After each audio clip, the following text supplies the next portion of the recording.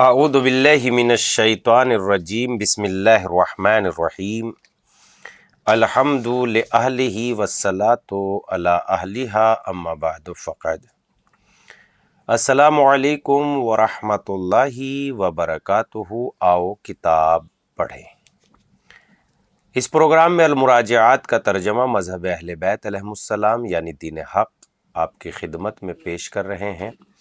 اور گفتگو کا آغاز آج ہوتا ہے مکتوب نمبر 40 یعنی خط نمبر 40 سے، اس سلسلے میں کہ ولایت امیر المومنین علیہ الصلاۃ والسلام یعنی خلیفہ بلا فصل علی ہی ہیں۔ بہت ساری دلائل اور بہت سارے نصوص آپ کی خدمت میں پیش کیے جا چکے ہیں، لہذا اب یہاں پر خط نمبر 40 میں ایک سوال کی صورت میں ایک اور چیز سامنے آتی ہے، جس میں سلیم البشری علامہ سلیم البشری تحریر کرتے ہیں اجماع و خلافت۔ آپ نے جتنی باتیں کہیں مان بھی لی جائیں، مان بھی لی جائیں کہ امیر المومنین وصی پیغمبر تھے اور آپ کے بارے میں صریح نصوص موجود ہیں، تو آپ اس کو کیا کریں گے کہ امت نے حضرت ابوبکر کی بیعت پر اتفاق کر لیا، انہیں اجماعی طور پر خلیفہ تسلیم کر لیا، اور امت کا اجماع قطعی حجت ہے، کیونکہ رسول اللہ صلی اللہ علیہ وآلہ وسلم نے ارشاد فرمایا لا تجتمع امتی علی الخطا، میری امت خطا پر کبھی اجماع نہیں کرے گی، جمع نہیں ہوگی۔ نیز آپ نے یہ بھی فرمایا لا تجتمع امتی علی ضلال، میری امت گمراہی پر کبھی اجماع نہیں کرے گی۔ اس کا آپ کے پاس کیا جواب ہے؟ سوالیہ انداز میں آپ سمجھ گئے ہوں گے کہ سلیم البشری صاحب نے کیا تحریر فرمایا۔ جواب علامہ شرف الدین موسوی صاحب، جواب مکتوب یعنی 40ویں خط کا جواب۔ اجماع ہوا ہی نہیں، یعنی امت اس ایک مسئلے پر جمع نہیں ہوئی۔ ہم یہ کہیں گے کہ رسالت مآب نے جو یہ فرمایا کہ میری امت کبھی خطا پر اجماع نہیں کرے گی اور گمراہی پر کبھی اجماع نہیں کرے گی، اس کا مطلب یہ ہے کہ جس امر کو امت والے باہم رائے مشورہ کر کے اپنی پسند و اختیار سے اتفاق رائے سے طے کر لے، اس میں خطا و گمراہی نہیں ہوگی۔ حدیثوں کو دیکھنے سے یہی مطلب سمجھ میں آتا ہے اور کوئی دوسرا مطلب سمجھ میں نہیں آتا، لیکن وہ امر جس کو امت کے صرف چند نفر طے کر لے، یعنی چند آدمی طے کر لے اور اس پر تل جائیں اور اس پر اہل حل و عقد کو وہ مجبور بنا لے، تو اس کی صحت پر کوئی دلیل نہیں ہے۔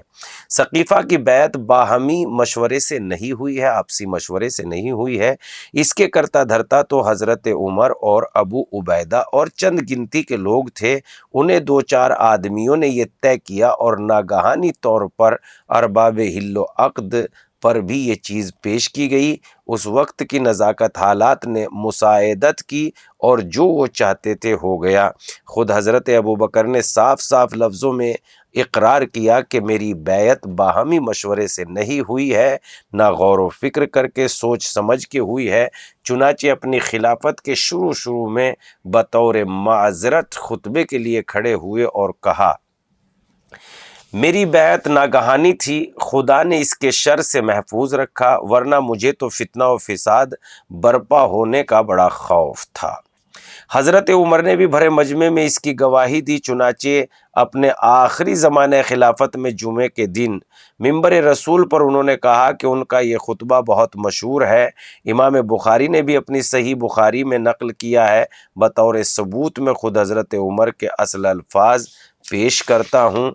مجھے یہ خبر پہنچی کہ تم میں سے کسی کہنے والے نے کہا کہ اگر عمر مر گئے تو ہم فلاں کی بیعت کر لیں گے، تو کوئی شخص اس غلط فہمی میں نہ رہے کہ ابوبکر کی بیعت ناگہانی طور پر ہوئی اور پائے تکمیل کو پہنچ گئی۔ یہ ضرور کہ ان کی بیعت یوں ہی انجام پذیر ہوئی، لیکن خدا نے ہم لوگوں کو اس کے شر سے محفوظ رکھا۔ اس سلسلے تقریر میں کہا کہ جب کوئی شخص جماعت سے الگ ہو کر بغیر رائے و مشورے کے اپنی استبدادی رائے سے ایک شخص کی بیعت کرے تو پھر ان دونوں میں سے کوئی امام نہ بنایا جائے، نہ وہ بیعت کرنے والا اور نہ وہ بیعت کیا جانے والا، کیونکہ اس میں دھوکہ ہے، ایسا نہ ہو دونوں مارے جائیں۔ آگے چل کر آپ نے فرمایا ہم لوگوں کا واقعہ یہ تھا کہ جب حضرت کا انتقال ہوا تو انصار نے ہماری مخالفت کی اور وہ سب کے سب ثقیفہ بنی سعدہ میں جمع ہوئے، اور علی و زبیر نے بھی ہم سے اختلاف کیا اور علی و زبیر کے خواہ بھی برگستہ ہو گئے۔ اس کے بعد آپ نے ثقیفہ کے اندر جو اختلافات رونما ہوئے، جو آوازیں بلند ہوئی جس کی وجہ سے اسلام میں تفرقہ پڑ جانے کا خوف تھا، ان کی طرف اشارہ کیا، اور وہ یہ کہ ہم نے اس موقع پر ابو بکر کی بیعت کر لی۔ روایات کی بنا پر یہ بات بالکل بدیہی طور پر معلوم ہوتی ہے کہ اہل بیت رسالت کا ایک فرد بھی ثقیفہ کے اندر موجود نہ تھا، بلکہ سب کے سب حضرت علی کے گھر میں اکٹھا تھے، اور ان کے ساتھ ساتھ جناب سلمان، ابو ذر، مقداد، عمار، زبیر، خزیمہ بن ثابت، ابی ابن کعب، برا بن عازب، خالد بن سعید بن عاص اموی اور ان کے جیسے بہت سے لوگ تھے۔ تو جب یہ سب کے سب بیعت کے موقع پر موجود ہی نہ تھے، جب رسول اللہ کے کل اہل بیت کنارہ کش رہے، جن کی حیثیت امت کے درمیان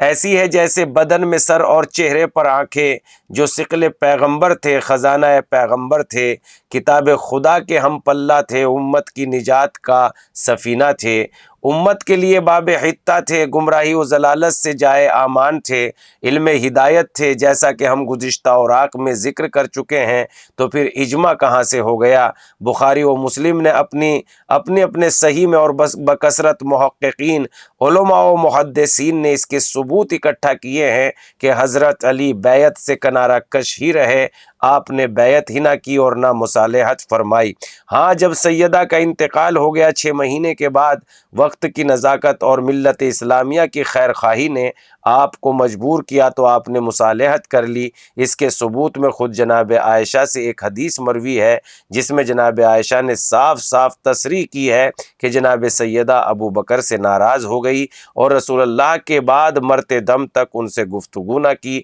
اور جب حضرت علی نے ان دونوں سے مصالحت فرمائی تو یہ بھی کہہ دیا کہ ان لوگوں نے میرے حق کے خلافت کو غصب کر کے زبردستی کی ہے۔ حدیث میں صرف مصالحت کا ذکر ہے، اس کی کوئی تشریح نہیں ہے کہ آپ نے صلح کرتے وقت ان کی بیعت بھی کر لی تھی۔ آپ نے ابو بکر سے خطاب کر کے جو ارشاد فرمایا تھا، اس میں کس قدر مکمل اور بے پناہ احتجاج فرمایا تھا۔ آپ نے اگر تم نے رسول سے رشتہ ظاہر کر کے مخالفین کو قائل کیا تو تمہارا غیر یعنی میں رسول اللہ سے زیادہ قرابت رکھتا ہوں، رسول اللہ سے مجھ کو زیادہ حق پہنچتا ہے۔ اگر رائے مشورہ کر کے تم امت کے معاملات کے مالک بن بیٹھے تو یہ رائے مشورہ کیسا، جب کہ رائے مشورہ دینے والے ہی غائب تھے۔ ایسی ہی دلیل ایک مرتبہ جناب عباس نے بمقابلہ ابو بکر پیش کی تھی، جبکہ ایک مرتبہ خلافت کی بات چیت ان دونوں کے درمیان چھڑی تو جناب عباس نے فرمایا اگر تم نے رسول کے ذریعے سے قرابت